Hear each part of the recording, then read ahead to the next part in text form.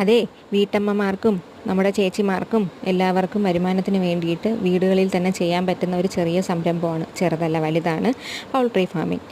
ഇത് ഒണ്ടേ ചിക്കനെ ബൂഡറിലിട്ട് വളർത്തി 45 ദിവസം നമ്മുടെ വാക്സിനേഷനൊക്കെ ഫുള്ളാക്കി കൊടുത്ത് അവർ വിൽക്കുന്നതാണ്. അപ്പോൾ നമ്മൾ ഈ 45 ഡേയ്സിൽ വാങ്ങിച്ചുകൊണ്ട് പോകുന്ന കോഴിക്കുഞ്ഞുങ്ങളെ തീറ്റ അധികം കൊടുക്കാതെ തന്നെ, അതായത് തീറ്റ ചിലവ് കുറച്ച് തന്നെ, വെളിയിൽ നിന്നുള്ള തീറ്റ വാങ്ങി കൊടുക്കുന്നത് നിർത്തിയിട്ട് ബാക്കി നമ്മുടെ അരിയോ ഗോതമ്പോ പിന്നെ പുണ്ണാക്ക് വെള്ളത്തിലിട്ട് കുതിർത്ത് അങ്ങനെയൊക്കെ കൊടുത്ത് നമുക്ക് വളർത്തിയെടുക്കാൻ പറ്റും. മുട്ടയൊക്കെ ആണെന്നുണ്ടെങ്കിൽ മുട്ടക്കോഴി വളർത്തി മുട്ടയെടുത്ത് നമ്മൾ വിപണിയിലെത്തിക്കുക. വീടുകളിൽ, അടുത്തുള്ള വീടുകളിൽ കൊടുത്താൽ തന്നെ നമുക്ക് അതിൻ്റെ എമൗണ്ട് കിട്ടുന്നതാണ്. ഇപ്പോൾ നാടൻ മുട്ടയ്ക്ക് ഒരു 8-9 രൂപയൊക്കെ ഉണ്ട്. അത് കഴിഞ്ഞിട്ട് നമുക്ക് സാസോ ഇനത്തിലുള്ള കപ്പക്കോഴി, അതായത് കപ്പക്കോഴി ഇനത്തിലുള്ള കുഞ്ഞുങ്ങളെ വാങ്ങാൻ കിട്ടും. അതാണെന്നുണ്ടെങ്കിൽ ഇറച്ചിക്കും മുട്ടയ്ക്കും ഒരുപോലെ തന്നെ ഉപയോഗിക്കാൻ പറ്റും. 2-2.5 മാസം അല്ലെങ്കിൽ ഒരു 3 മാസമൊക്കെ ആകുമ്പോൾ 2.5 കിലോ വരെയൊക്കെ വെയിറ്റ് വയ്ക്കുന്ന കോഴി ഇനങ്ങളുണ്ട്.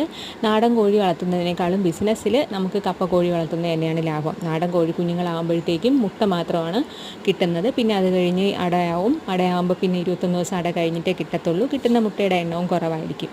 അപ്പോൾ വീട്ടിൽ കൂടെ തന്നെ അല്ലെങ്കിൽ വീട്ടിൻ്റെ ഒരു സൈഡിലായിട്ട് കോഴി വളർത്തൽ തുടങ്ങിക്കഴിഞ്ഞാൽ നമ്മുടെ ആവശ്യത്തിനുള്ള വരുമാനം നമുക്ക് വീട്ടിലിരിക്കുന്ന വീട്ടമ്മമാർക്ക് കൈ കിട്ടുന്നതാണ്. അപ്പോൾ എല്ലാവരും ഒന്ന് ട്രൈ ചെയ്ത് നോക്കിയാൽ നല്ലതായിരിക്കും.